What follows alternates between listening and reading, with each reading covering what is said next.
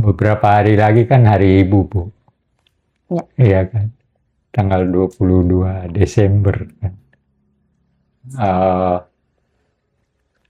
Ya, ada beberapa hal yang barangkali perlu tidak sekedar setiap kali. Ada satu kecenderungan kan setiap kali berulang tahun ya sekedar berulang tahun. Ya maknanya ya hanya datang resmi sudah itu selesai. Ya. Tapi apa makna yang kita peringati itu yang tidak, menurut saya belum tentu yang mengikuti acara itu memahami makna dari apa yang sedang dihadapi. Nah, saya melihatnya seperti itu, oleh karena itu ya saya senang bisa bertemu dengan Ibu. Nah, persoalan menurut Ibu, persoalan utama apa yang dihadapi oleh ibu-ibu kita sekarang dalam konteks perkembangan tanda kutip global, jadi pengaruh yang demikian banyak dan sebagainya. Iya, untuk yang Hari Ibu, sebetulnya tanggal 22 Desember yang diperingati setiap tahun itu, Bapak, memang sebetulnya dia adalah hari yang sangat penting buat perempuan. Dalam sejarahnya mungkin Bapak juga sangat paham ya, dalam sejarahnya kenapa tanggal 22 itu jadi hari yang sangat penting, karena tanggal 22 pada Kongres pertama 22 Desember sampai 25 Desember itu dulu ada Kongres Perempuan pertama sebelum Indonesia merdeka. Dan itu pasca Sumpah Pemuda 28 Oktober 1928. Dan itu menandakan buat kami, Bapak, bahwa kontribusi perempuan dalam kontribusi perempuan dalam memikirkan kebangsaan itu seiring sejalan dengan gerakan kemerdekaan. Yang pertama, artinya perempuan itu punya refleksi dari dulu ya, sebelum kemerdekaan, keprihatinan, rasa kebangsaan untuk bergerak merdeka, untuk kritis pada situasi sosial, itu sudah dimiliki oleh para ibu-ibu dan perempuan sebelum kemerdekaan. Jadi pada Sumpah Pemuda itu kan kalau bangsa-bangsa lain kan dikasih hadiah, dikasih diberikan. Tapi kalau di Indonesia itu kan direbut. Dan nadi kesejatian bangsa itu kan ada di tanggal 28 Oktober ya, Pak. Jadi sebelum lahir bangsa Indonesia, bangsanya udah mengikrarkan untuk dari keberagaman itu. Dan di gerakan perempuan itu juga tercermin di mana semua orang yang beragam lah hadir. Dari wanita Katolik, wanita Muhammadiyah, wanita NU, dan organisasi-organisasi perempuan. Waktu itu sekitar 30 organisasi perempuan mengkoordinir dengan situasi di zaman sebelum kemerdekaan ya, yang kendaraan susah, yang belum ada kendaraan yang begitu mudah untuk perempuan bergerak, dan menghadirkan 1.000 orang untuk membahas isu-isu utama perempuan. Jadi yang pertama itu, Pak, kalau dalam catatan Komnas Perempuan itu ada perkawinan, terus juga perceraian yang dibahas ya, dan juga isu-isu bagaimana sebenarnya harkat martabat perempuan. Nah itu kan mereka orasi tuh tokoh-tokohnya, dan itu sangat penting untuk diketahui oleh perempuan saat ini, karena isu-isu yang dibahas itu adalah isu-isu yang sampai saat ini juga masih menjadi persoalan utama, sehingga memang kita harus terus berefleksi bangsa ini, apa yang jadi masalah. termasuk konteks isu-isu dalam keluarga. Nah, buat kami Komnas Perempuan justru upaya langkah-langkah yang dilakukan oleh gerakan perempuan ini sangat penting untuk terus direfleksikan oleh banyak orang, karena taunya kan hanya Hari Ibu. Iya. Bahwa Hari Ibu dan itu didomestikasi bahwa ibu itu ya perannya seperti itu. Padahal pada tanggal 22 Desember ibu itu merefleksikan sebuah gerakan kritis di tengah penjajahan kolonialisme, bahwa perempuan itu ada isu-isu utama yang dibicarakan dan dibahas perempuan untuk disampaikan, direkomendasikan pada pemerintah Belanda waktu itu. Dan rekomendasinya bukan main-main. Satu, soal pendidikan perempuan. Iya. Terus yang kedua soal perkawinan, perceraian, artinya maksudnya jangan semena-mena. Nah itu yang akhirnya nanti ada setelah merdeka ada pengadilan agama, undang-undang perkawinan. Iya. Gitu.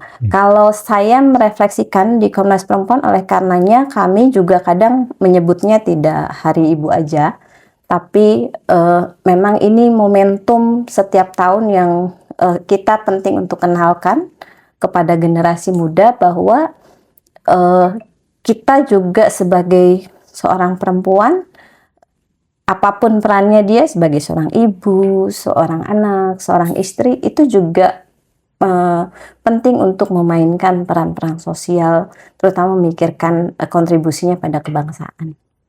Iya, saya kira apa yang Ibu katakan ya, memang itulah yang dalam konteks sekarang sebenarnya itu justru yang penting dengan berbagai pengaruh karena kemajuan teknologi, kemajuan kehidupan manusia. Nah, tentu saja di sana ada peran yang lebih khas yang harusnya dibangun oleh perempuan dalam kesertaannya dalam menciptakan peradaban. Dan dalam kaitan itu maka ada kesalahan lain yang dilakukan oleh laki-laki tanda kutip dalam memberi peranan kepada perempuan. Nah, tetapi sebenarnya dari segi tertentu Indonesia itu bahkan memang sebelum merdeka jauh lebih maju perannya dibanding dengan bangsa-bangsa Eropa Barat misalnya yang merasa dirinya seperti Amerika baru tahun 70-an kan baru ikut pemilu dan segalanya. Kalau kita tahun 50-an ya Pak? Iya, tahun 55 kita sudah ikut pemilu perempuannya. Dan peranan perempuan dalam kemerdekaan, Kongres Perempuan itu dimulai dengan gerakan perempuan yang punya pola masa depan, itu kan yang dibicarakan masa depan. Nah, dalam konteks itu keberlanjutan dari sebelum kemerdekaan, kemudian ketika perang kemerdekaan, peranan perempuan juga sangat penting. Istri saya pernah menulis sebuah buku peranan perempuan di dalam perang mempertahankan kemerdekaan. Ada sekian banyak perempuan. Nah, yang menjadi keprihatinan saya sebagai laki-laki sebenarnya adalah konteks sekarang. Konteks sekarang saya lihat gimana ya, tanda kutip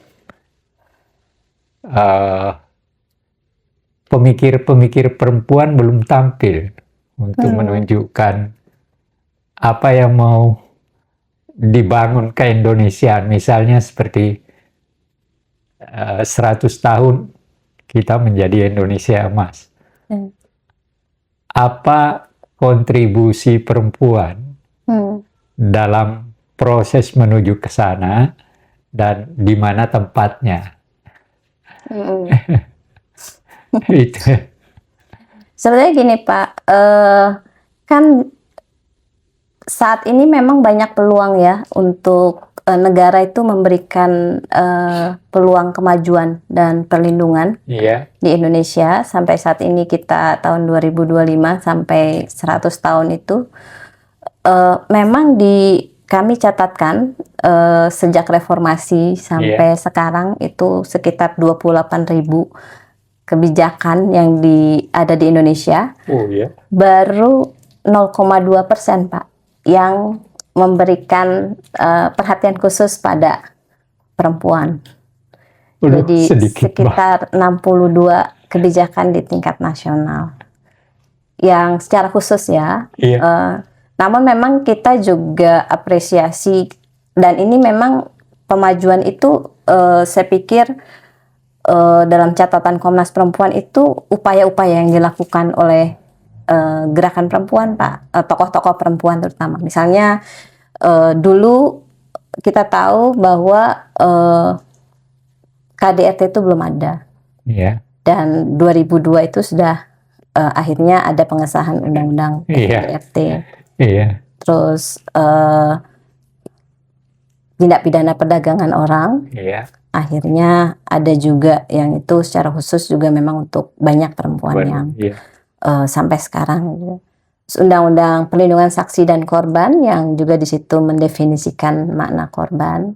Terus sampai sekarang terakhir 2022 itu ada yang undang-undang tindak pidana penghapusan kekerasan seksual. Dan pasca reformasi itu sebetulnya diawali yang tadi saya bilang, diawali sama Inpres pada masa Abdurrahman Wahid Gus Dur, yang Inpres pengurusamaan gender. Nah, kemajuan-kemajuan itu penting buat perempuan karena yang pertama perlindungan perempuan di wilayah rumah ya, di dalam rumah, di wilayah privat domestik. Memang iya. Dan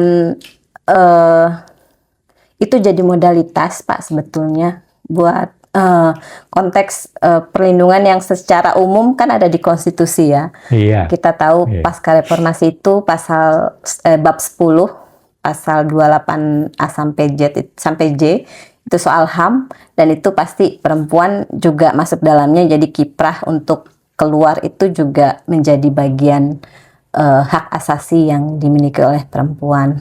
Nah, tapi memang Komnas Perempuan merefleksikan persoalan yang dihadapi sekarang perempuan, termasuk juga ibu-ibu, kaum ibu. Jadi ada persoalan-persoalan struktural yang juga masih sangat serius dihadapi oleh perempuan. Jadi sampai saat ini Pak, di Komnas Perempuan kita tahu sampai saat ini Indonesia masih negara yang tertinggi dengan angka kematian ibu. Iya. 189 per 1000. Per 1000. Iya. Dan itu targetnya tidak tercapai ya, belum mencapai. Masih 183. Yang kedua persoalan, kalau dalam catatan Komnas Perempuan, kami setiap tahunnya mendokumentasikan kekerasan terhadap perempuan di ranah domestik Pak, personal, di ranah publik, dan di ranah negara.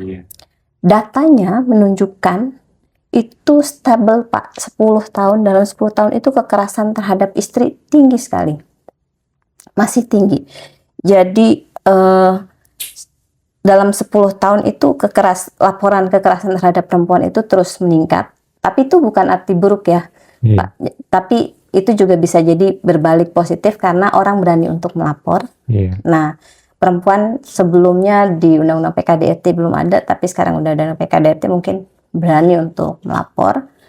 Sehingga di tahun 2024 itu ada, dulu 10 tahunnya masih sekitar 300-an, dan sekarang terakhir di 2024 itu ada 445.000 kasus, 502 yang melaporkan kasus. Kita data Komnas Perempuan. Nah, persoalan lain yang dihadapi ini Pak, kita catatkan perceraian itu tinggi sekali. Iya. Ini satu refleksi, kami memang sengaja main data karena Iya. memang Iya. jadi di data Badilak menunjukkan perceraian itu tinggi sekali, terutama perceraian yang gugat cerai ya. Iya.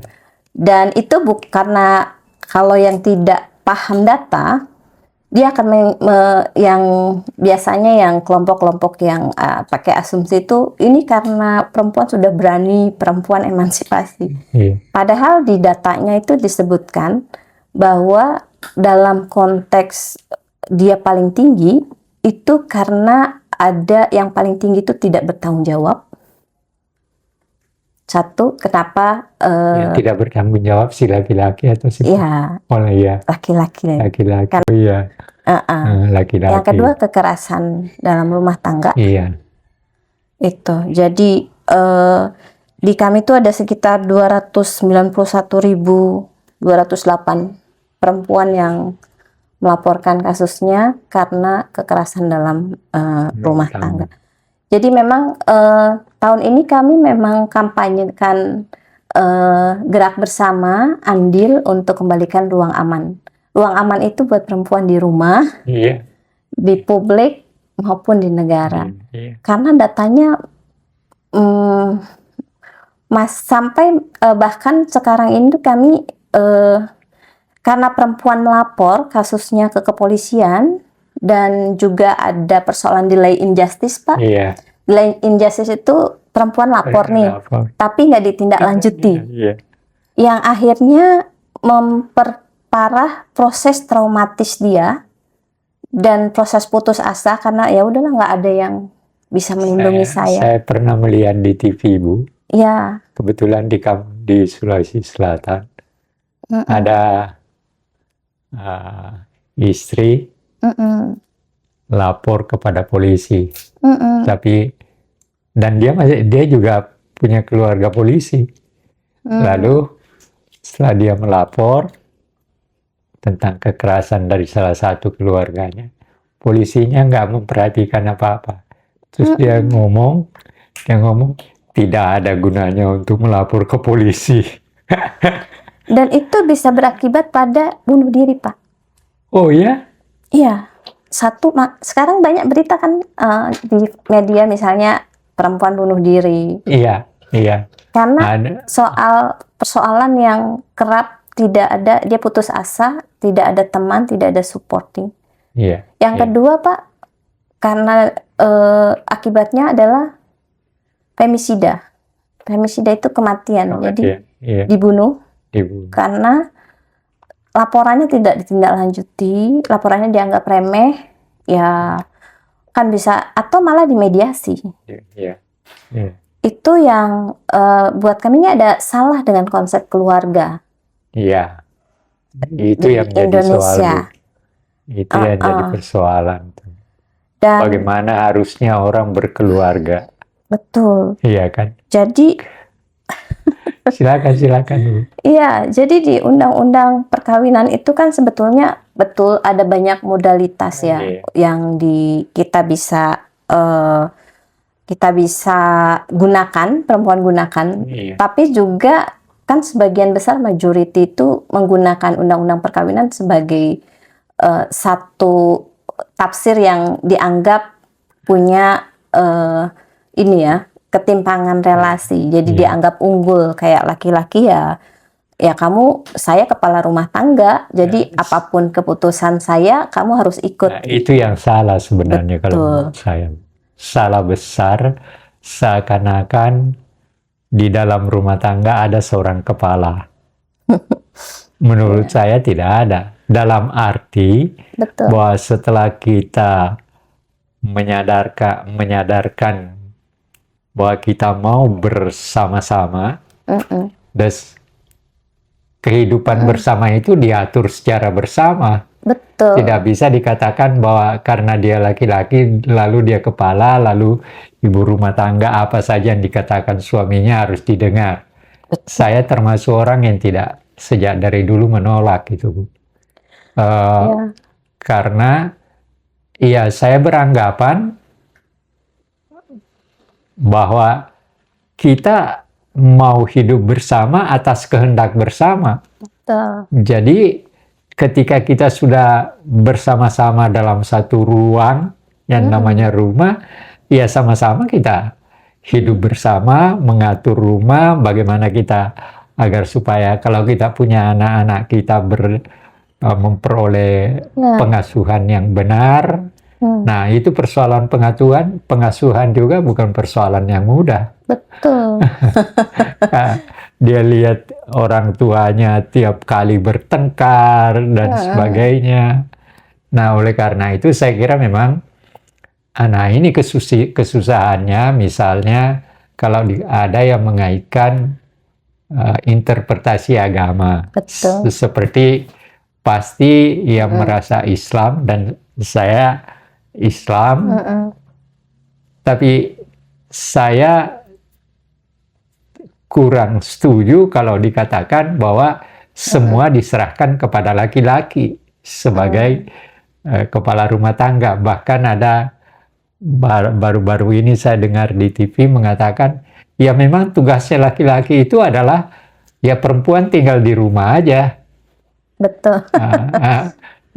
Saya kira saya tidak sepakat, bukan berarti bahwa saya tidak percaya terhadap ajaran agama, tetapi fakta kehidupan bersama, kehendak bersama, nah itu yang harus saling dihormati. Saya sebagai suami harus menghargai itu, istri juga harus menghargai, karena bukan hanya saya yang mau, dia juga mau, dan saya juga mau. Ya. Sebetulnya memang di Undang-Undang 74 Pak tentang perkawinan itu sebetulnya ada 7 pasal yang sebetulnya bisa dijadikan modalitas kita semua ya untuk membangun keluarga yang sesuai dengan apa yang kita harapkan. Misalnya dia di pasal 1 itu kan ikatan yang bentuk keluarga untuk bahagia. Iya. Berdasarkan ketuhanan yang Maha Esa. Itu kan luhur ya Pak ya. Iya. Terus yang kedua harus didasarkan persetujuan antara satu dengan pasangannya. Iya. Tapi itu kan yang menjadi soal, ada di undang-undang tapi dalam praktek tidak terjadi. Ya, nah itu yang kadang nggak dibaca sama orang, dia dibacanya hanya bahwa kalau sudah menikah ya kamu harus tunduk sama saya. Nah itu yang jadi masalah. Jadi kayak ajaran-ajaran penafsiran agama yang sebetulnya saya kira juga sekarang sudah banyak ya. Memang ajaran agama yang perspektif perempuan, yang yang mengajarkan kesalingan antara laki-laki dan perempuan, saling cinta mencintai, hormat menghormati, setia, memberikan bantuan lahir dan batin satu sama lain. Itu dinyatakan di dalam undang-undang, misalnya pasal 33. Terus juga suami istri memikul kewajiban yang luhur di dalam rumah tangga sebagai bagian dari kesatuan dari masyarakat. Dan juga setiap istri dan suami punya hak yang seimbang dalam kehidupan rumah tangga untuk mendukung pergaulan dia dalam mendukung lingkungan kehidupan masyarakat.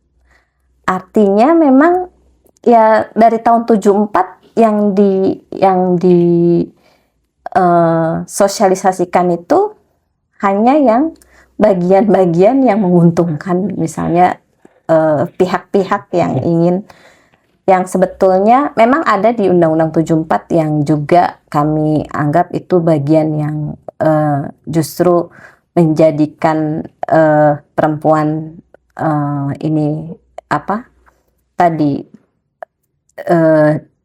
tidak setara di dalam rumah tangga. Iya, meskipun sebetulnya modalitasnya di dalam itu udah ada.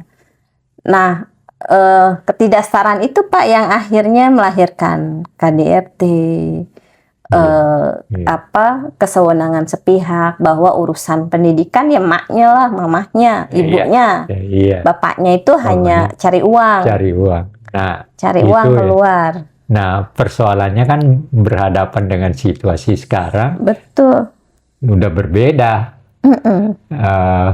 Ya walaupun masih ada, dan ini susah juga untuk dihindari, Ya sampai ada suami yang melarang istrinya bekerja. Betul. Padahal kondisi ekonominya Iya. belum tentu memenuhi, andai kata tidak ada istri yang membantu dalam pengertian bekerja. Itu jadi persoalan juga. Dan saya kira itu yang bisa melahirkan macam-macam kesulitan dalam mengatur kehidupan dalam rumah tangga mereka. Iya, saya pikir negara ini harus betul-betul serius ya Pak untuk membangun fondasi kualitas keluarga. Iya. Karena dari tadi Pak, dari data yang kami himpun untuk soal-soalan keluarga itu, kalau perempuan masuk dalam ruang keluarga, meskipun tadi ada modalitas itu ada 6 elemen ancaman kematian dan ada 19 isu yang menekankan perempuan Oh ya? untuk dia menjadi rentan ya KDRT atau trafficking malah dijual atau malah terjerat kemiskinan. Iya. Jadi yang pertama tadi saya bilang misalnya di dalam keluarga itu, dan itu bagian dari andil pemerintah atau negara dalam mencampuri intervensi urusan keluarga. Itu ada hal-hal yang sebetulnya negara malah memperrentan situasi perempuan.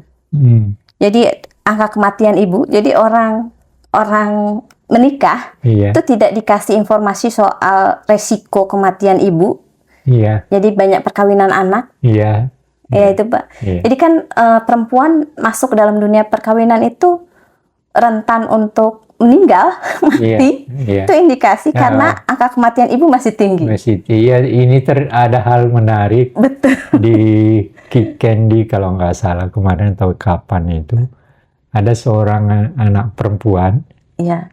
Di Maluku Utara kalau nggak salah satu kabupaten itu melawan perkawinan anak muda.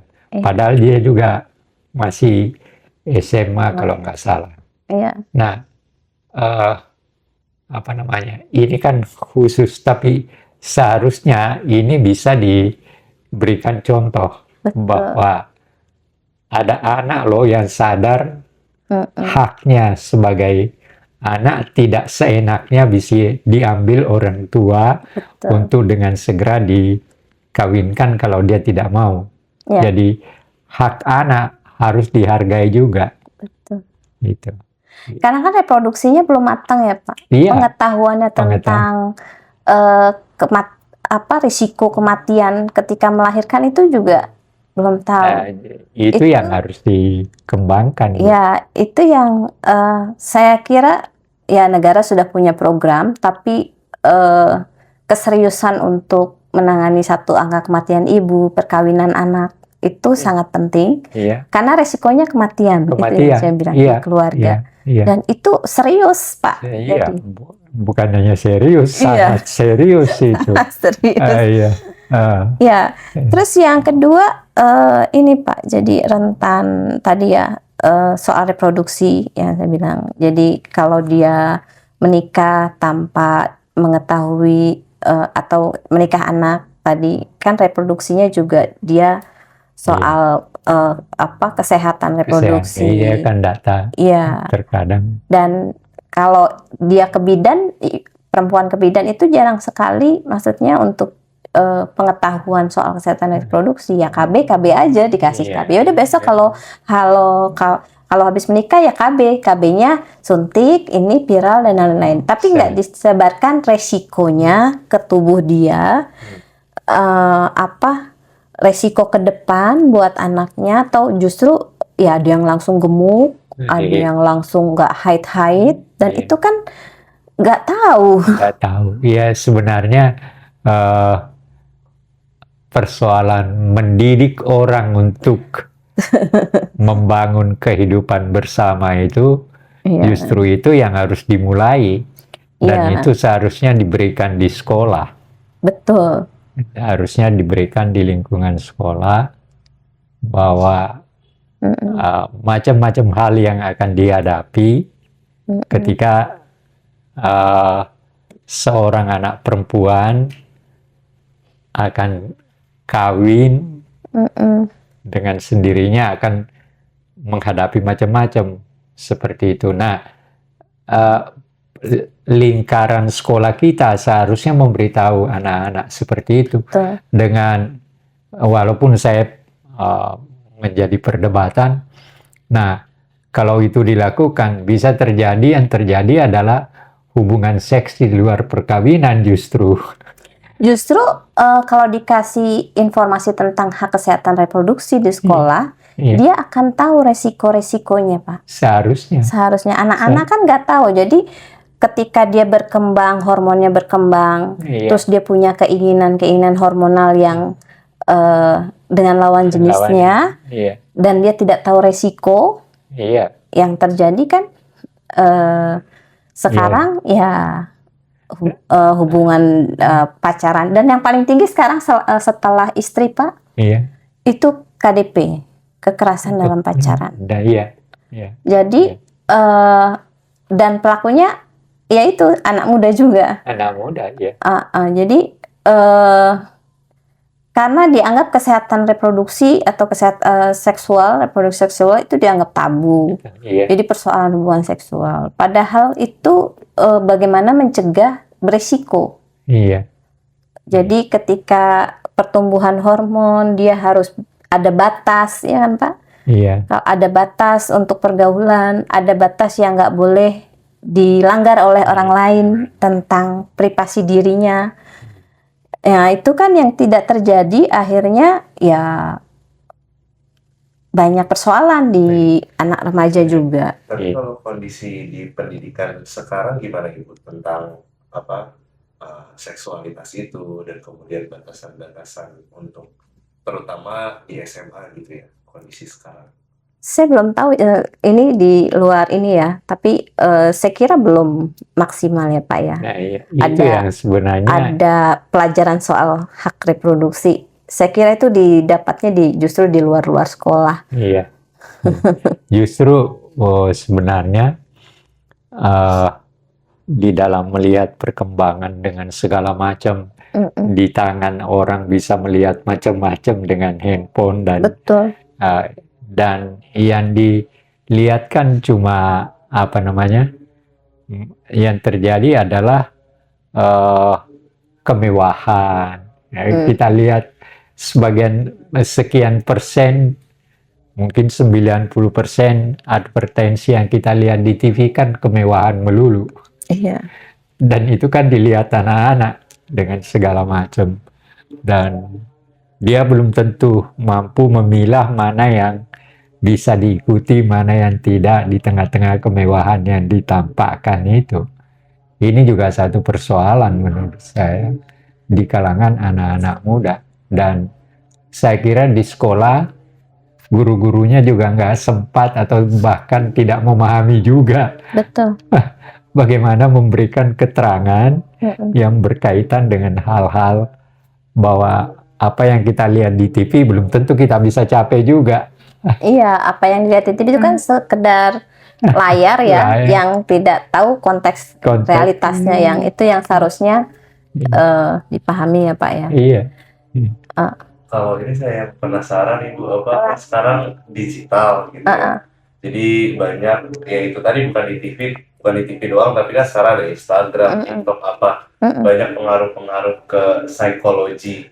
Mungkin bisa dikategorikan ada yang anak-anak, terus ada dari anak kan ada yang anak perempuan, terus ada dewasa, terus dewasa yang sudah menjadi ibu, atau misalkan ibu yang mungkin kehilangan sosok suami atau apapun itu. Jadi awareness dari era digital secara psikologi itu seperti apa kalau di kondisi sekarang? Ini gini Pak, jadi di Komnas Perempuan namanya kita sebut datanya kekerasan berbasis gender online. Oh iya. Jadi dulu sebelum Undang-Undang Tindak Pidana Kekerasan Seksual disahkan, jadi sekitar tahun 2020, itu dia belum kelihatan karena 2020 juga masih ini ya. Tapi setelah 2022 Pak, dulu datanya masih sekitar 90-an, 200-an. Tapi setelah disahkan berarti kan dilaporkan, ada pencatatan data. Itu sekitar 1.700-an. Kami catatkan kekerasan berbasis gender online. Itu bentuknya seperti Jadi apa? bentuknya gini, dia ada yang seksual, ada yang non seksual. Iya. Jadi kalau yang non seksual itu seperti pinjol, Oh iya. ya jadi kan karena terjerat Kerja kemiskinan, kemiskinan. Iya. Minjem. dia nggak tahu literasi digital yang aman untuk menghidupi dan keterlibatan ekonomi, akhirnya pinjol. Dan pinjol ini juga kadang berdampak pada kekerasan, Iya. ancaman kematian atau ancaman seksual, Iya. gitu. Nah, yang lain ini yang bernuansa seksual. Nuansa seksual itu ya ada yang doxing, ada kita mengkategorikannya banyak. Ada yang catcalling, ada yang sextortion, Pak. Iya. Sextortion itu yang banyakan yang dengan KPK. Iya. Gitu. Jadi dan ada yang sebetulnya ini ya cyber harassment, jadi pacaran, Iya. misalnya pacaran terus seneng-seneng terus bikin video, nanti kalau putus disebar atau diancam, diperas, Iya. kayak gitu, atau dibuka datanya, misalnya dibuka di ininya ya, data pribadi atau gambar-gambar itu. Kalau anak-anak kan child grooming. Jadi child grooming itu anak-anak dikasih perhatian, dikasih baik-baik dengan orang-orang dewasa yang dia kenal, yang lama-lama akhirnya diminta untuk kayak gitu. Iya. Nah, ini kan jadi soal literasi digital yang tidak diimbangi situasi fakta yang semua orang sekarang kayak pasar HP itu semua ada kebutuhan. Iya. Kalau nggak punya HP, walaupun saya enggak. Tapi untuk membatasi pengetahuan itu kan terbatas. Terbatas. Iya. Jadi bagaimana pengetahuan terkait tadi ya Pak, ya misalnya kan iklan itu menarik-menarik Mas. Misalnya saya sering banget lihat untuk biaya sekolah anak bisa 10 juta gitu tanpa DP apa-apa, terus besok langsung cair. Itu orang yang nggak punya uang, ibu-ibu gimana nggak tergiur? Iya. Tanpa harus misalnya dia nggak tahu bahwa itu bunganya tinggi banget gitu. Iya. Kalau telat sehari itu langsung diparanin, iya, diancam. Nah itu catatan di kami, dan di data Kemendig ini Komdigi ya. Jadi perempuan usia 16 sampai 24 itu yang produktif, itu yang paling aktif mengakses internet itu antara 4 sampai 6 jam. Setiap hari. Tiap hari. Iya, rata-ratanya.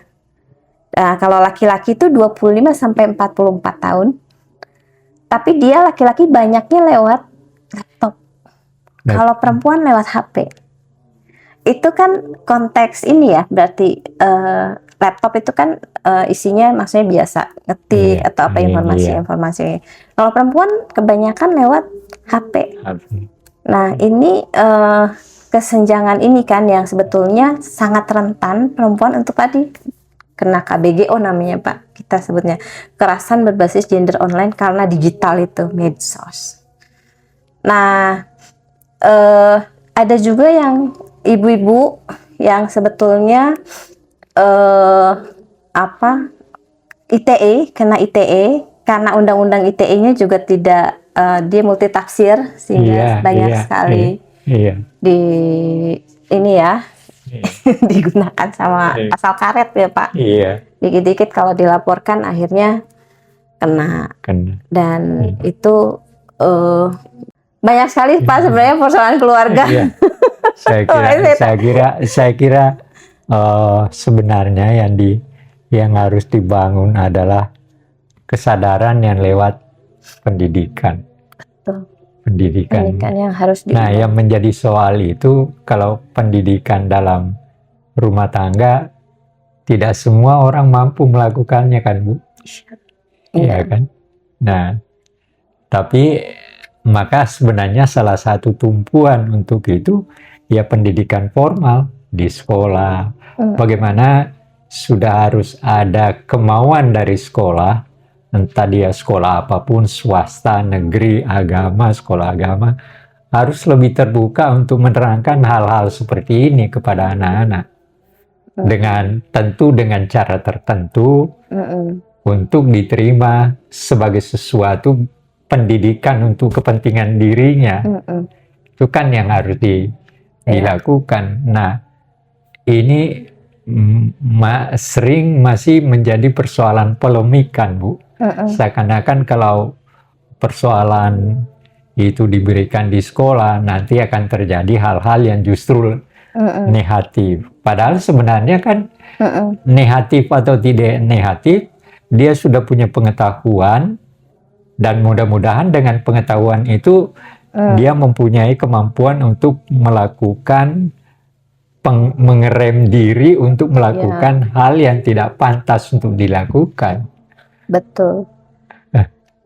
Ya, saya kira semua memang harus, jadi Indonesia memang harus revolusi semua ya Pak ya, di semua bidang.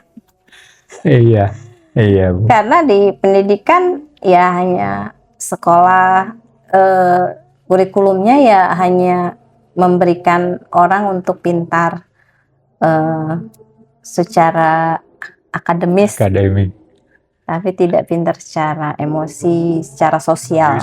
Justru yang itu yang barangkali salah satu kelemahan dari pendidikan kita, Bu. Jadi asal saya guru mulai, Bu. Saya guru SMA di Lampung.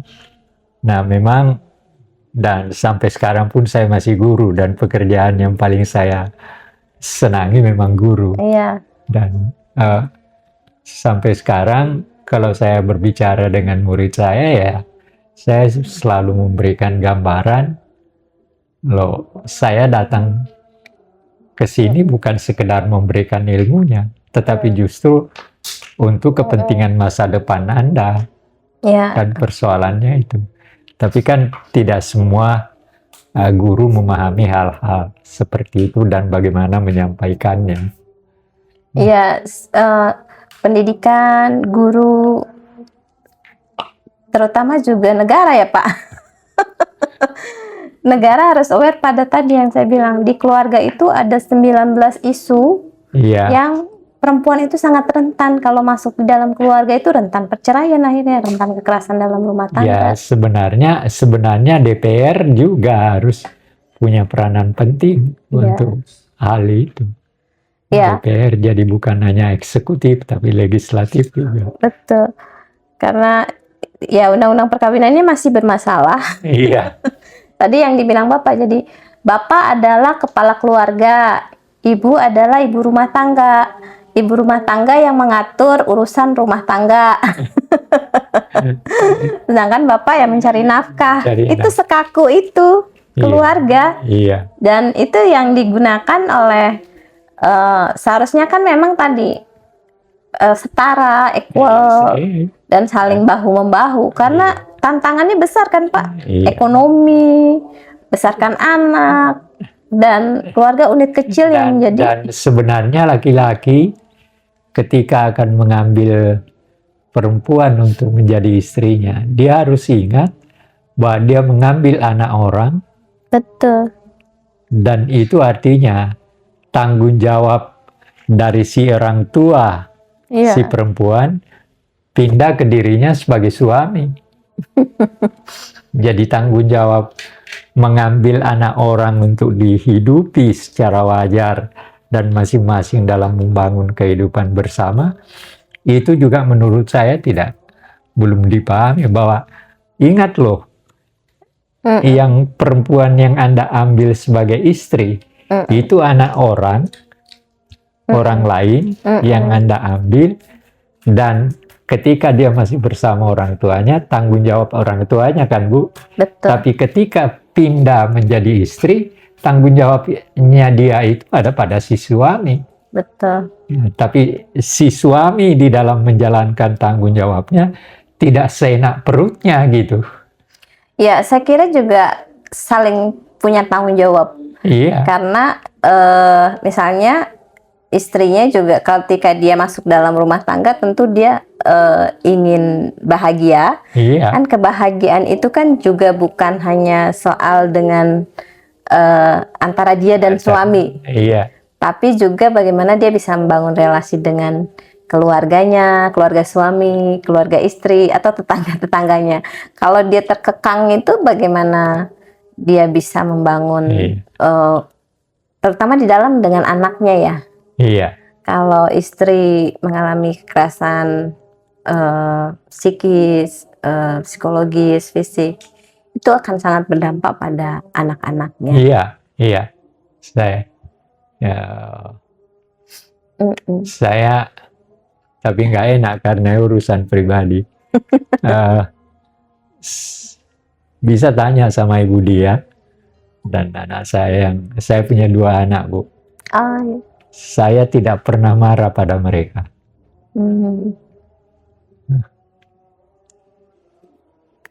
Karena saya merasa bahwa marah itu tidak ada gunanya. Marah itu justru menyakitkan orang lain kan. Iya. Bahkan termasuk anak kita. Jadi kalau ada sesuatu dengan anak saya nggak pernah marah. Nggak pernah marah. Iya. Karena saya tidak merasa bahwa dimarahin juga akan terjadi sesuatu yang lebih baik.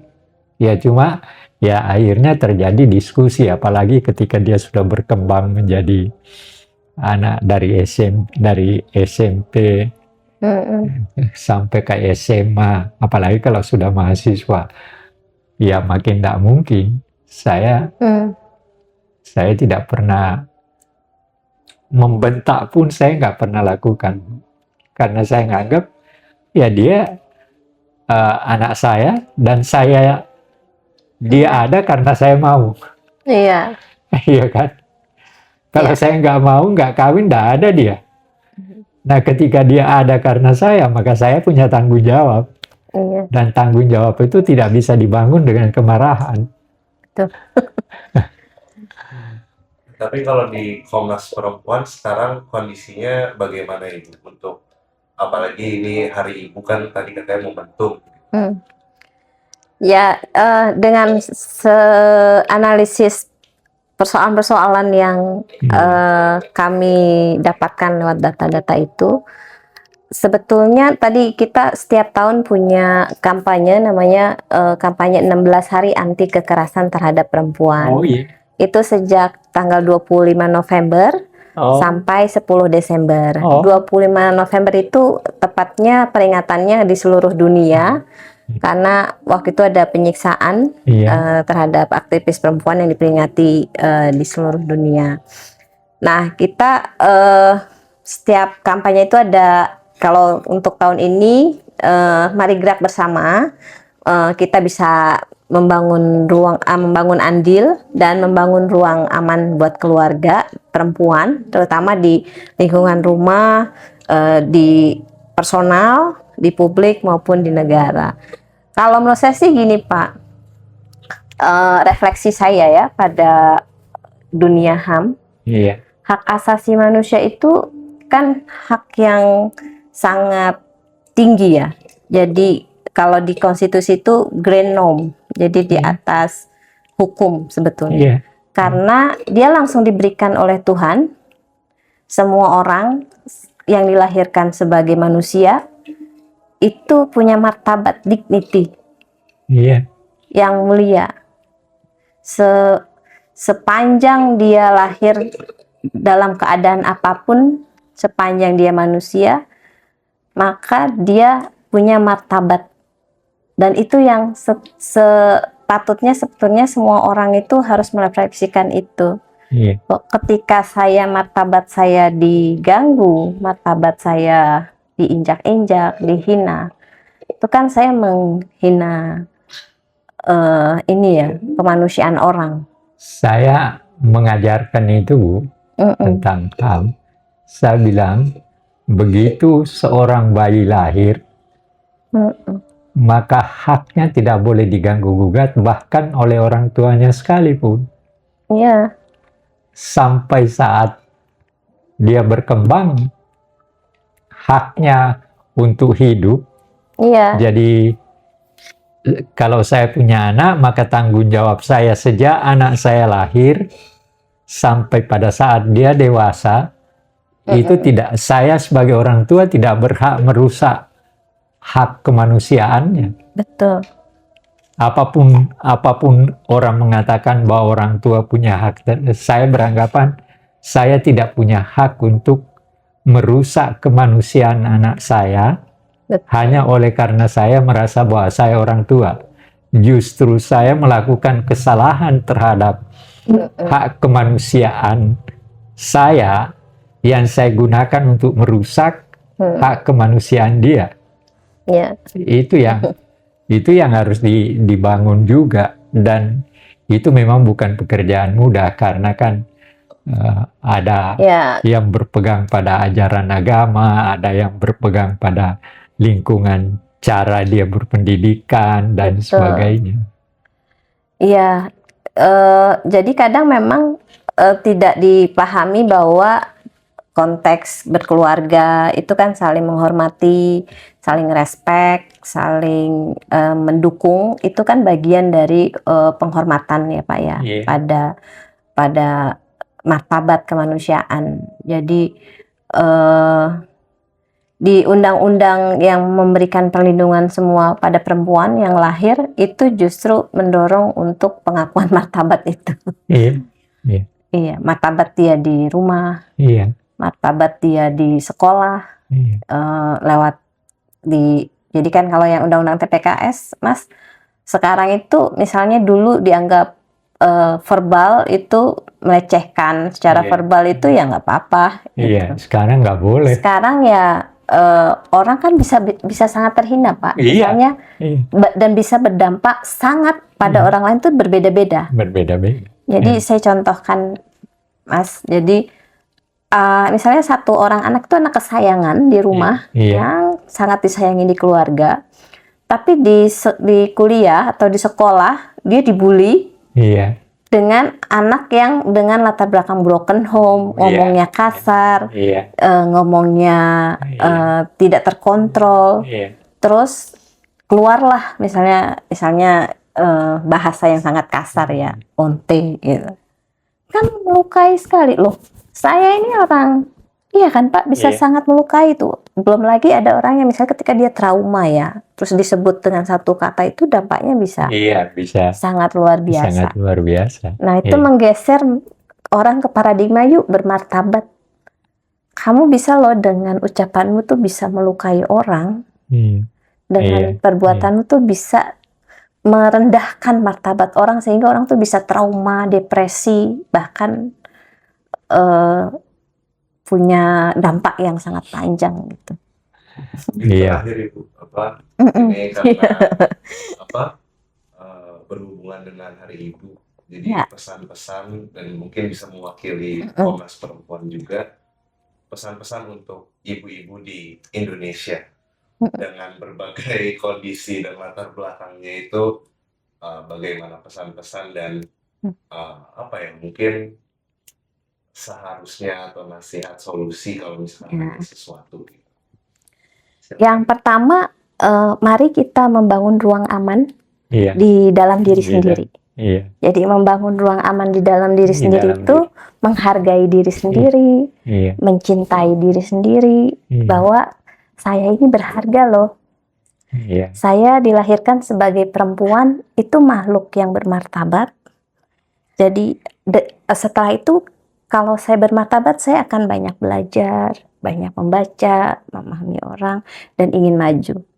Jadi, dan orang lain tidak berhak menghina saya, orang lain tidak berhak merendahkan saya. Jadi, kuatkan cinta dalam diri dan membangun ruang aman di dalam diri sendiri. Iya. Karena banyak yang orang memang di dalam dirinya tuh terasing di dalam dirinya Iya. sendiri Iya. dan lemah, dan karena Iya. merasa direndahkan gitu.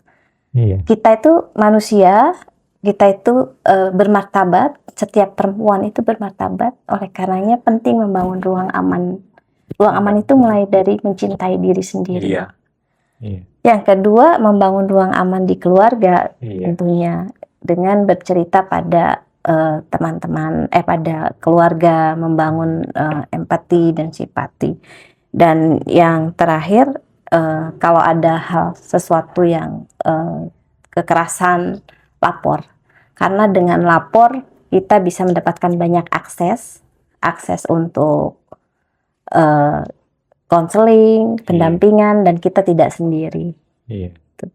Bagi perempuan-perempuan yang masih mengalami kesulitan dalam rumah tangga, kalau ada hal-hal yang perlu dilaporkan, lapor itu bukan berarti ke kepolisian juga, tapi ke pendampingan itu kan kalau lapor bisa jadi butuhnya litigasi, konseling, dan dukungan support komunitas. Jadi itu mungkin Pak yang mari membangun ruang aman. Ruang aman itu dalam diri sendiri, di keluarga, dan publik. Ya, saya kira iya.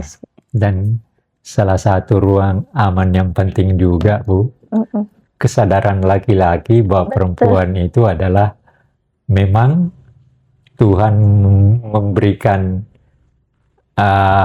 kepada kita hanya 2 jenis, dan kedua jenis ini oleh Tuhan memang diberi untuk hidup bersama dan saling menghargai, saling melengkapi, saling menghargai. Jadi saya sebagai laki-laki tidak punya hak untuk apapun perkataan orang, saya tidak punya hak untuk mengganggu kehidupan dan merusak hak ibu, hak istri saya, hak wanita. Dan saya juga tidak berhak untuk merusak haknya anak saya walaupun saya ayahnya. Ya. Gitu. Terima kasih. Kenapa, Nak?